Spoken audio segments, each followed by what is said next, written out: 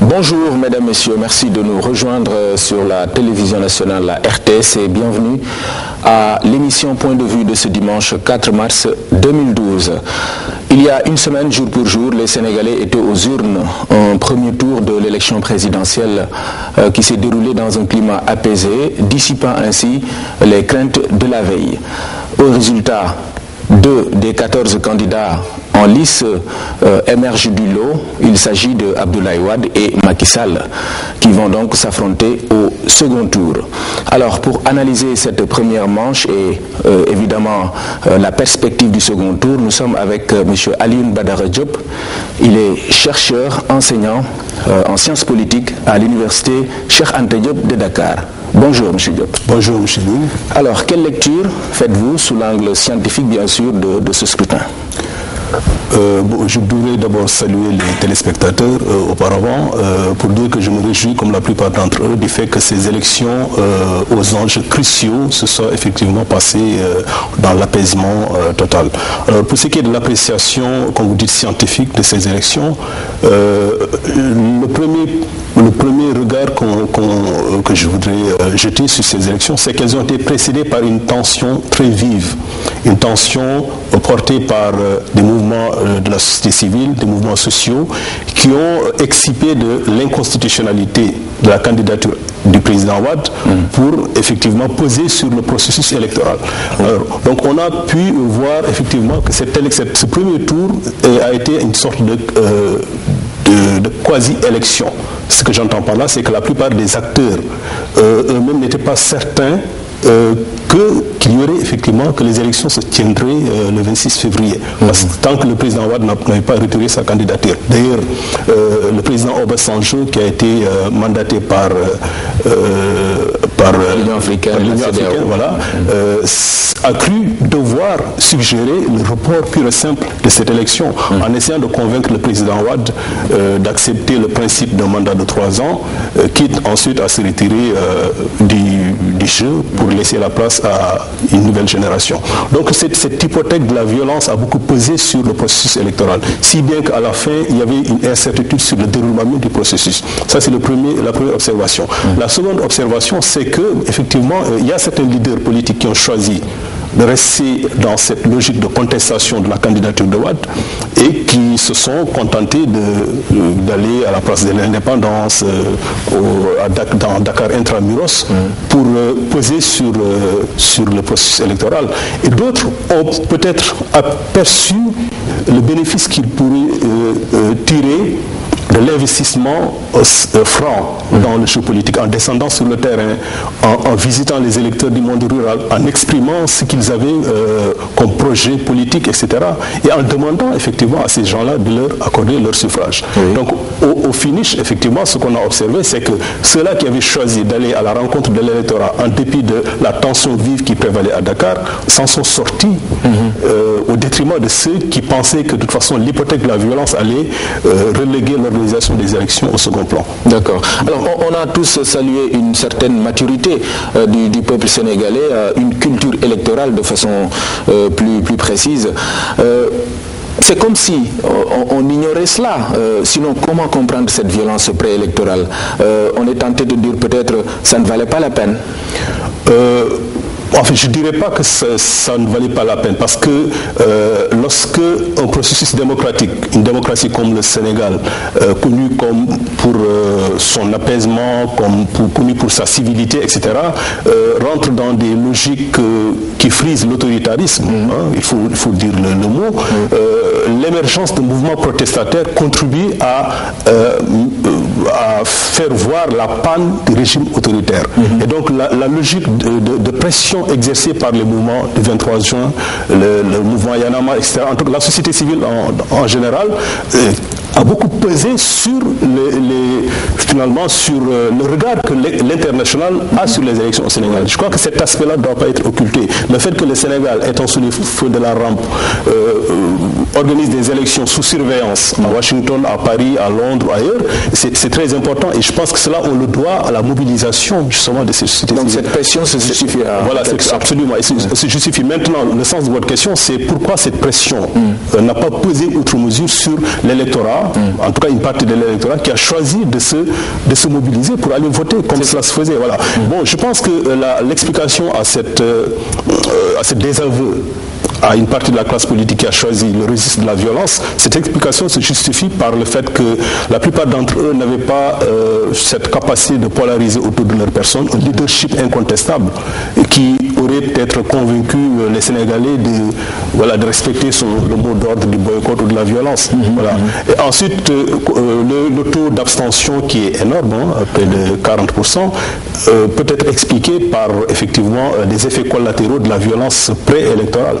La plupart des Sénégalais ont estimé peut-être qu'aller voter dans cette situation, dans cette conjoncture tendue, c'était s'exposer effectivement à la violence. Donc on peut estimer que la plupart de ceux qui ne se sont pas mobilisés l'ont fait en estimant que voilà, la tension allait encore monter crescendo.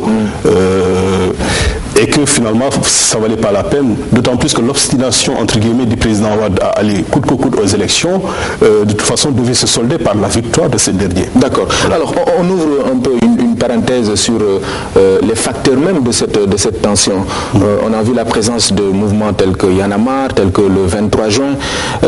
Alors, comment analysez-vous l'apport justement de ces mouvements sociaux dans le jeu? Est-ce qu'on peut les considérer comme des bourreaux du président sortant?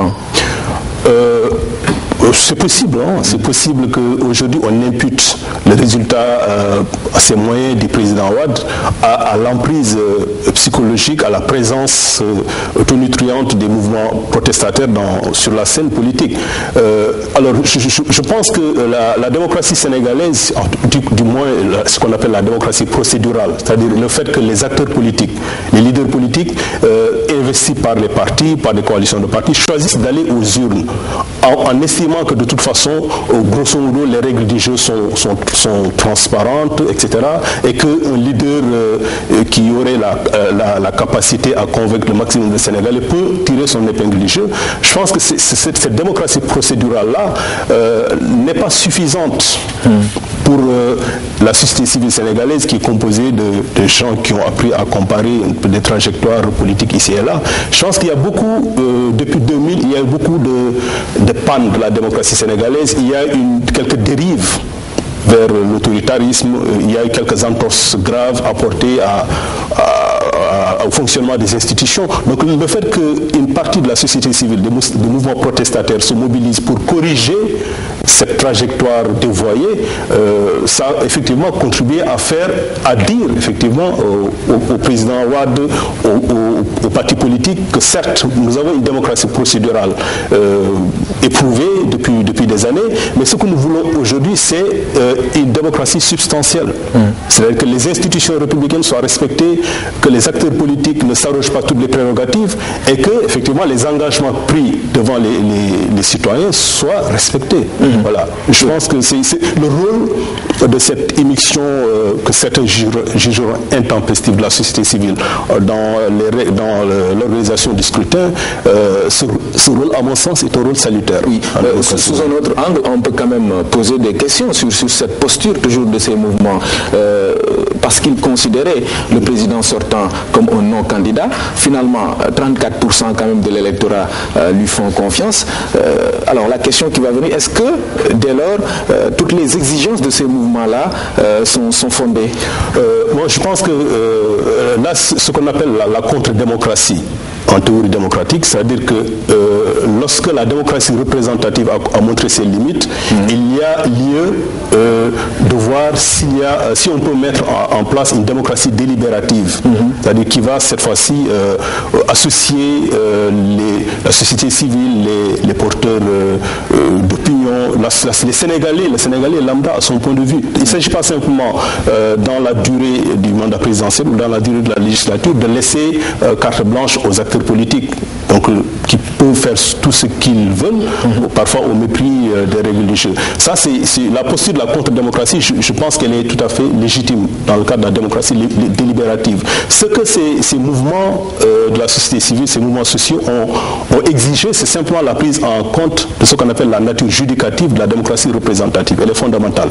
Maintenant, quand on lit les conclusions des assises nationales, qui sont parfois des conclusions très ambitieuses, parfois brillantes, etc., qui ont revisité la trajectoire politique du Sénégal depuis 1960, il n'empêche qu'il y a quand même certaines exigences, par exemple le fait d'exiger d'un candidat qui a été élu démocratiquement de mettre fin à son mandat, d'organiser des élections, d'écourter, etc., ce mandat, c'est une exigence illégitime, parce qu'on peut s'inscrire dans une posture de protestation, de revendication. Pour autant, la démocratie représentative a quand même ses droits. Je pense qu'on doit quand même laisser aux acteurs élus démocratiquement le soin de terminer leur mandat et puis d'aller à des élections.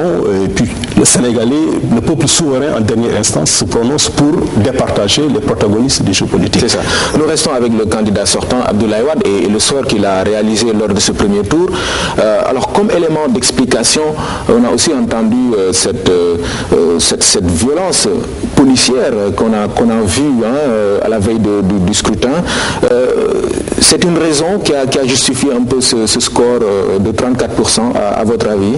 Bon, pour ce qui est de l'explication du score du candidat, on ne peut que faire des conjectures à ce niveau, parce qu'il faut attendre le second tour pour voir effectivement la réalité des rapports de force. Mais je pense effectivement, vous avez raison de condamner la violence, parce que la mobilisation de la police, des GMI pour mater les opposants, c'est toujours très mal vu.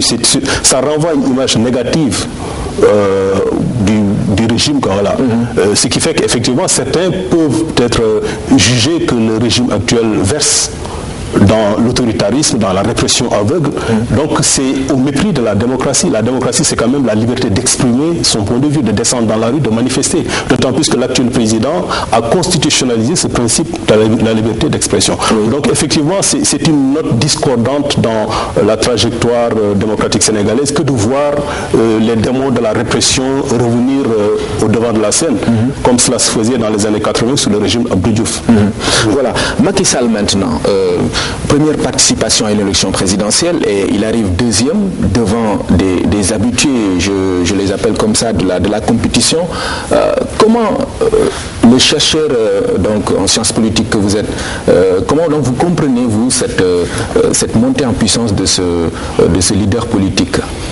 Bon, au stade actuel, je peux dire de nos investigations, je pense que la trajectoire brillante de Macky Sall peut s'expliquer par le fait que c'est quelqu'un qui est sorti des rangs du PDS, qui a eu le privilège d'occuper des fonctions éminentes, Premier ministre, président de l'Assemblée nationale, et surtout qui a, en 2007, été le directeur de campagne du président Abdoulaye Wade. Alors, directeur de campagne, ça veut dire quoi? Ça veut dire que vous êtes carrément le point nodal de l'organisation, de la stratégie gagnante. Voilà. Par conséquent, c'est quelqu'un qui a eu à comprendre justement les logiques secrètes de mobilisation, les ressources, etc., la répartition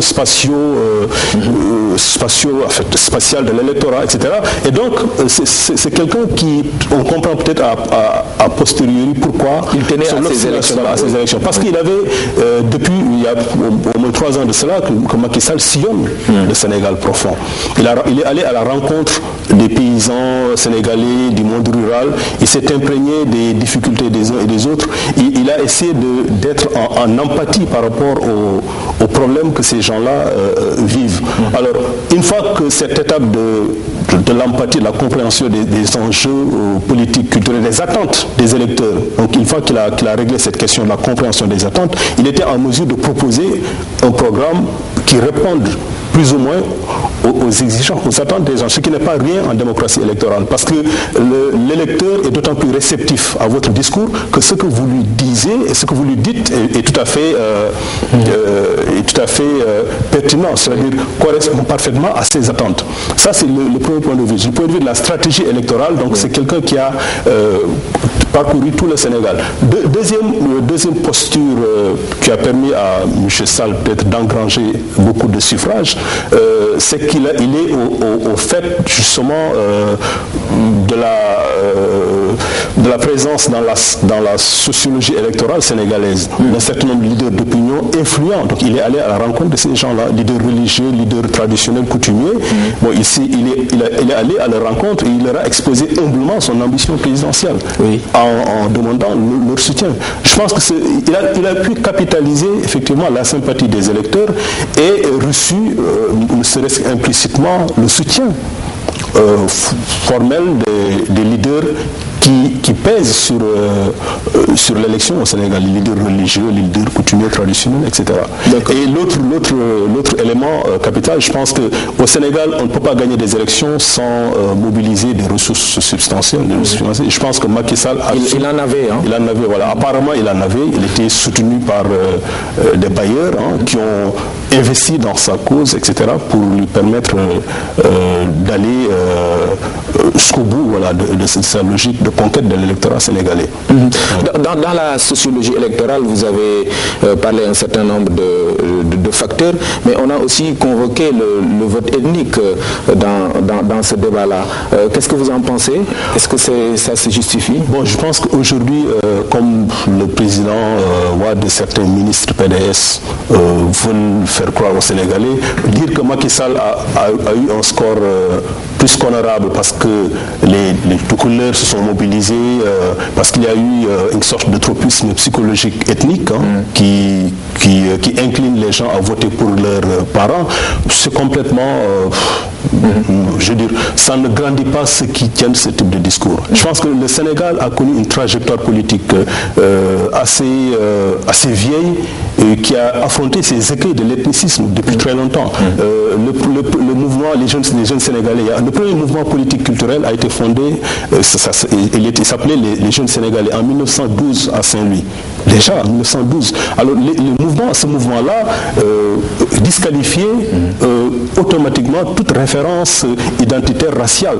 Et la victoire de Blaise Diagne en 1914 face à des candidats blancs et métis était symptomatique de la capacité des citoyens sénégalais à transcender justement ces allégeances identitaires, culturelles et ethniques au profit cette fois-ci pour permettre de déployer des interactions stratégiques fondées sur le discours politique et sur des compétitions personnelles. Je pense que la démocratie sénégalaise ne gagnerait rien à mettre en exergue cette histoire. Le registre identitaire n'est pas pertinent pour expliquer la victoire de Macky Sall. D'accord. Il y a aussi ce qu'on appelait, ce que vous appelez vous autres chercheurs, la posture de victimisation. Je ne sais pas si c'est le terme est correct. Ça, on l'a noté quand même depuis 1998 avec Djiboka. On l'a vu ensuite en 2007 avec Idrissa Seck. Peut-être Macky Sall en 2012, cette posture-là a pesé moins. Mais quand même, elle est toujours là, cet élément-là d'analyse. Comment vous expliquez ça?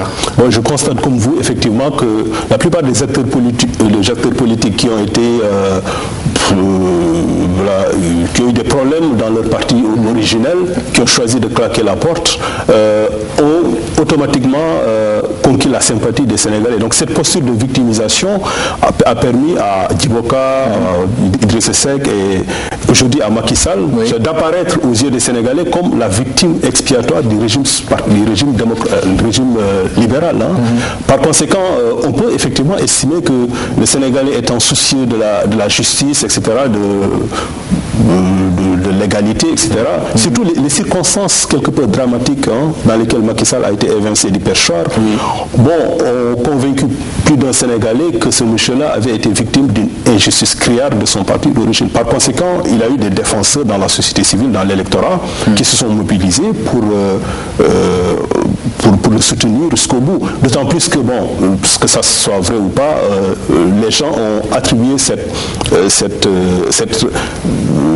cette séparation avec le président Wade, le fait qu'il soit éjecté du perchoir par la volonté du président de mettre son fils en lieu et place. Donc, ce qui n'est pas une hypothèse complètement farfelue. D'autant plus que le Parti démocratique sénégalais aujourd'hui n'est pas organisé de telle sorte que l'émergence d'un leadership alternatif au président Wade soit possible.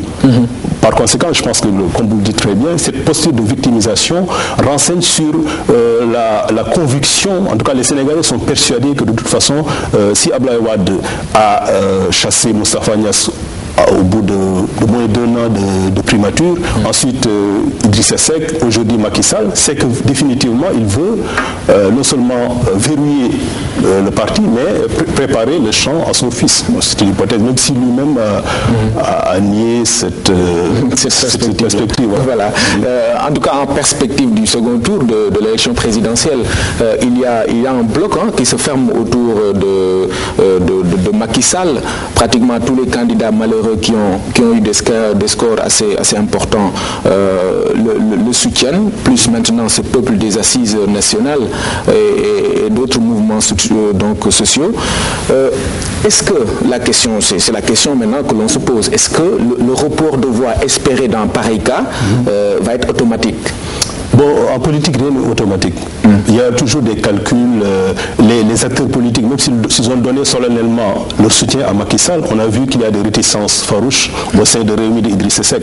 Certains partisans d'Idrissa Seck pensent que dérouler le tapis rouge à Macky Sall, c'est la meilleure façon de définitivement compromettre les chances de leur leader d'accéder un jour à la magistrature suprême. Mais Idrissa Seck, il faut quand même le reconnaître qu'il a respecté les gentleman agreement au sein des acteurs sans réserve. Voilà. Macky Sall. Maintenant, la question que vous me posez, est-ce qu'il y aura un report automatique des voix de ces leaders, les voix de Moustapha Niasse, la coalition qui a soutenu Moustapha Niasse, Benno Siggil Sénégal, la coalition Benno Acta Nord et la coalition qui a soutenu Idrissa Seck. Donc il n'y a pas de report automatique. Les uns et les autres sont libres de leur voix. Les suffrages universels sont d'abord des suffrages individuels.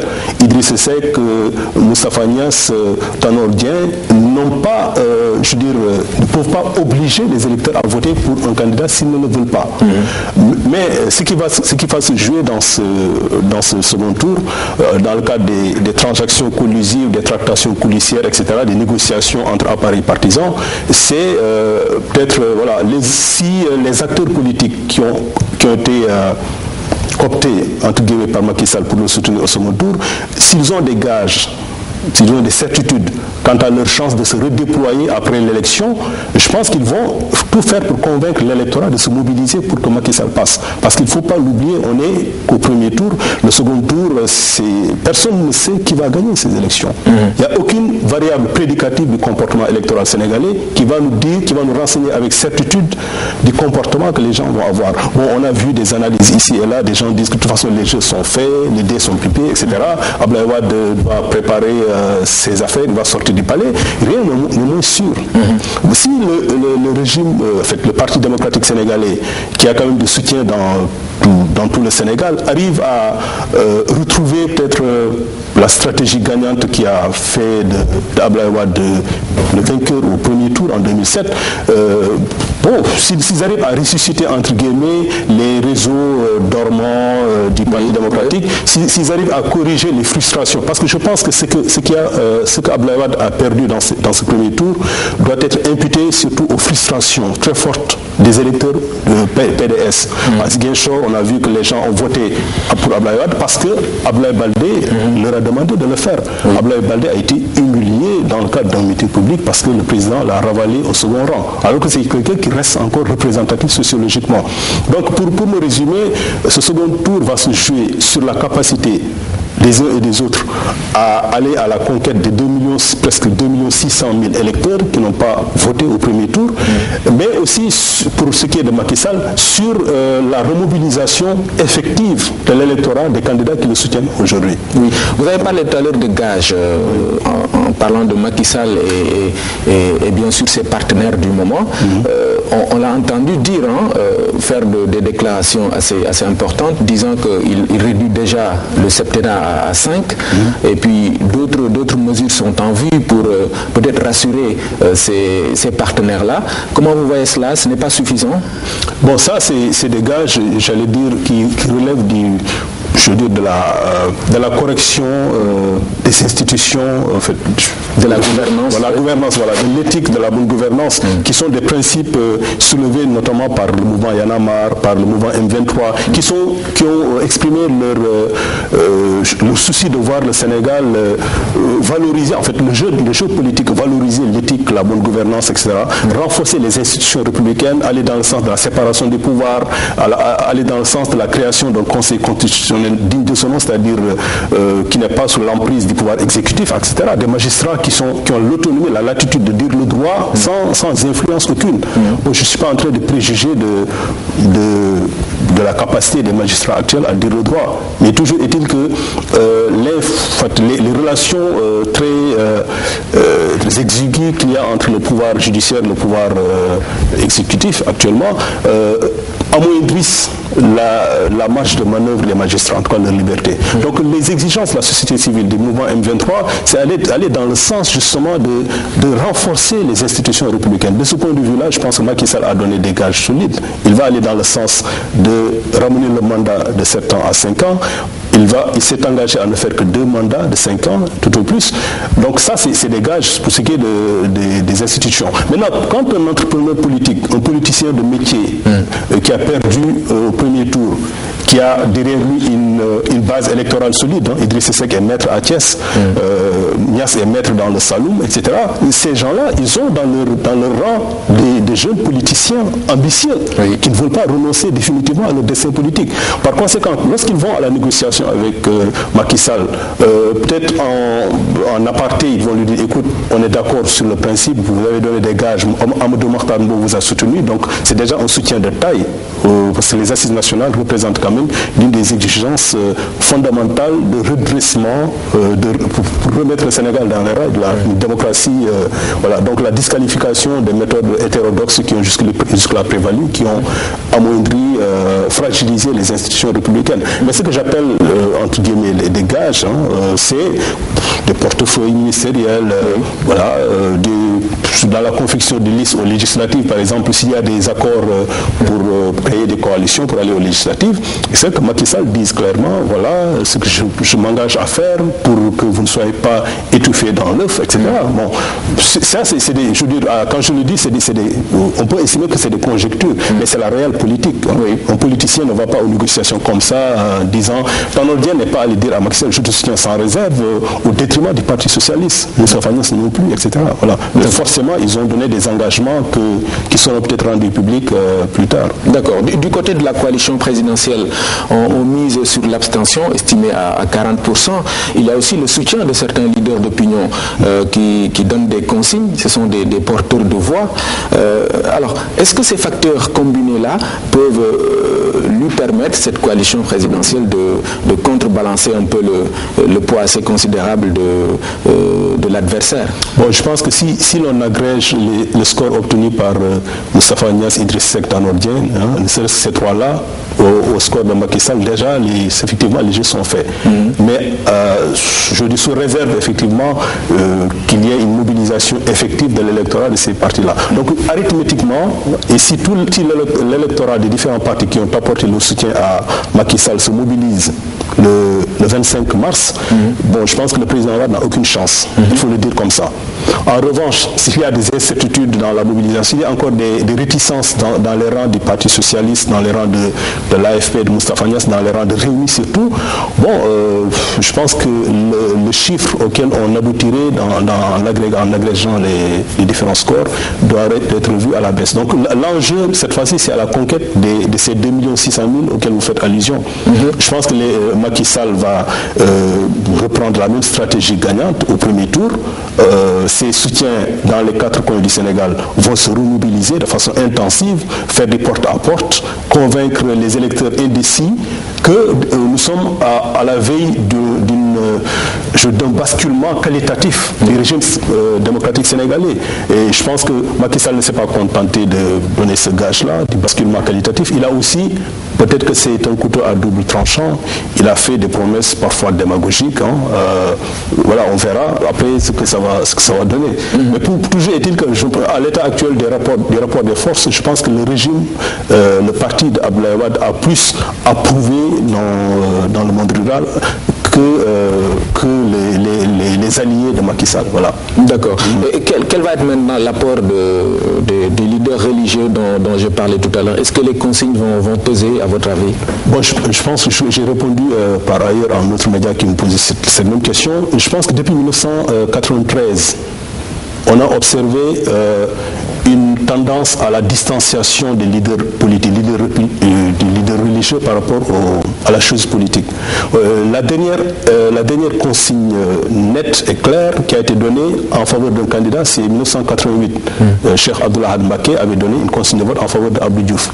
Et à l'époque, les étudiants mourides qui sont organisés à Paris ont envoyé une correspondance respectueuse au calife pour lui dire qui sont disposés, bien entendu c'est des mourides sadiques qui sont imprégnés des principes de l'enseignement de Cheikh Ahmadou Bamba, mais ils aimeraient quand même que les leaders comprennent qu'aujourd'hui l'évolution politique exige que le calife reste dans la sphère spirituelle. C'est-à-dire que leur inféodation inconditionnelle au calife est indiscutable pour ce qui est de la sphère religieuse. Mais pour ce qui est de la sphère politique, c'est beaucoup plus compliqué donc, que le calife accepte d'opérer une distanciation saine par rapport au jeu politique. Et effectivement, en 1993, on n'a pas entendu de ndigal du calife général des Mourides. Et depuis lors, il n'y a pas eu de ndigal du calife général des Mourides. Bon, il y a eu des ndigal qui ont été donnés par d'autres chefs religieux, tout aussi influents, mais en tout cas pas aussi influents que le calife général. Si aujourd'hui le calife général donnait un ndigal en faveur de Wade, je pense que du côté de Macky Sall, on aurait des sueurs froides, parce qu'on sait parfaitement que la capacité de la discipline électorale des disciples mourides, et de ce point de vue-là, voilà. Même si je sais que certains m'auraient été au courant qu'il y a une étude qui a été faite par le GERCOP, dans le groupe d'études et de recherche constitutionnelle et politique de Gaston Berger en 1998 sur la région de Thiès et dans la région de Saint-Louis, et que les conclusions de cette étude montrent qu'effectivement il y a lieu de relativiser la déterminante, la variable la variable comment dirais-je, influence politique. Mais aujourd'hui la tension qui prévaut au Sénégal, et puis le président Wade a tellement agité le spectre de l'incertitude, il a tellement joué de la fibre confrérique depuis qu'il est au pouvoir, que si le calife rentrait dans son jeu, je ne pense pas que les gens resteraient indifférents. Voilà. D'accord. Alors, durant le deuxième tour, le contexte certainement va changer. On ne va pas connaître cette tension, cette violence préélectorale. Est-ce que ça va peut-être donner au peuple cette chance-là d'entendre de véritables discours de programme, à votre avis? Je pense que dans un climat apaisé, où il n'y a pas de violence, effectivement, les campagnes électorales, la campagne électorale va se dérouler normalement. C'est-à-dire que les candidats vont aller à la rencontre des électeurs et décliner leur programme, dire ce qu'ils prévoient de faire une fois qu'ils seront élus. Je pense que le climat est tout à fait propice à ce type d'exercice. Même s'il faut relativiser l'impact effectivement d'un discours programmatique dans la sociologie électorale sénégalaise, on sait parfaitement que les gens sont très peu réceptifs à des discours abstraits fondés sur les idéologies. Et pourquoi d'ailleurs? Vous avez cherché à savoir le pourquoi. Pourquoi on n'est pas assez réceptif? Tout simplement parce que c'est un débat très compliqué. D'abord, pour ce qui est des sociétés africaines qui ont hérité du schéma français de l'organisation du pouvoir politique, il aurait fallu dès le départ d'abord s'engager dans un exercice de démopédagogie, de vulgarisation du sens des institutions. Si on s'amusait à demander aux Sénégalais de traduire les concepts d'État, de partis politiques, de partis politiques, je vois que bon, les gens ont une très bonne traduction, mais pour ce qui est de l'État, de la République, la démocratie, voilà, c'est pas très clair dans les représentations que les gens se font du pouvoir. Je pense que l'élection engage des rapports de force, mais l'élection déclenche aussi des représentations symboliques. Et je pense que le président Wade, l'erreur qu'il a commise dans cette élection-là de 2012, c'est d'avoir survalorisé le deuxième schéma, c'est-à-dire une élection qui enclenche des représentations symboliques au détriment d'une élection qui engage des rapports de force. Il a sous-estimé que l'élection pouvait aussi être au moment d'un rapport de force. Oui. Et dans ce rapport de force-là, malheureusement, il a perdu.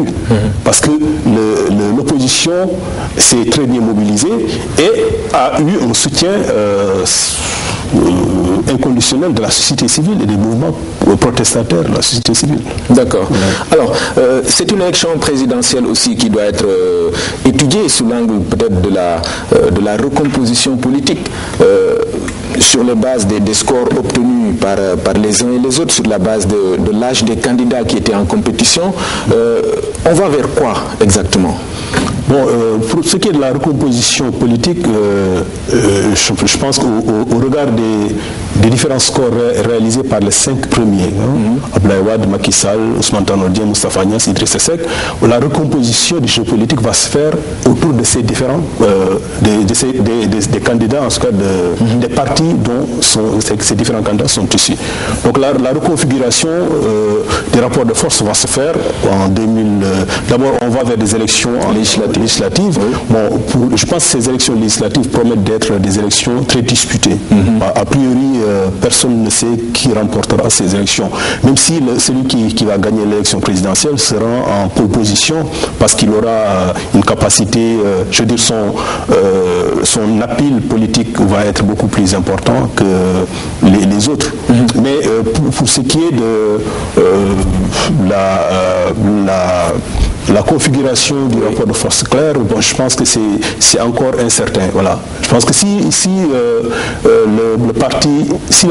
les socialistes, par exemple, s'étaient réconciliés dans un grand parti, le parti de l'AFP, le PS, je pense que ce serait une force de frappe terrible. Parce que ces deux partis-là sont encore des partis très influents dans le Sénégal profond, qui maîtrisent davantage que la plupart des jeunes partis les ressorts sociologiques de mobilisation de l'électorat sénégalais.